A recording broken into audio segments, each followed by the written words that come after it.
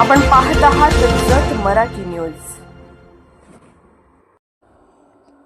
सभापतीपदी सौ अर्चना पाटील, हटकर समाजाला मिळाला सन्मान। आमदार गोपीचंद पडळकरांच्या निर्णयाचे सर्वत्र स्वागत। पप्पू बंडे, भाजप तालुका उपाध्यक्ष पश्चिम मंडळ व मनसेचे बलभीम पाटील यांची प्रतिक्रिया। जत तालुक्यातील पंचायत समितीच्या सभापतीपदी सौ अर्चना नाथा पाटील यांची झालेली निवड ही सामाजिक समतोल राखणारी व हटकर समाजाला न्याय देणारी असल्याचे मत महाराष्ट्र नवनिर्माण सेनेचे कृषी तालुका अध्यक्ष बलभीम तात्या पाटील यांनी व्यक्त केले। या निवडीबद्दल हिवरे ग्रामपंचायतीचे माजी उपसरपंच तसेच भारतीय जनता पार्टीचे जत तालुका उपाध्यक्ष पप्पू बंडे यांनीही समाधान व्यक्त करत अभिनंदन केले आहे।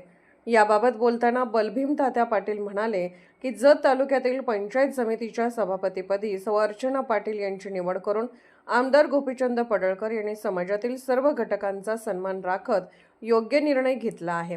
या निर्णयामुळे हटकर समाजाला योग्य प्रतिनिधित्व मिळाले असून तालुक्यातील अनेक स्तरातून या निर्णयाचे स्वागत होत आहे।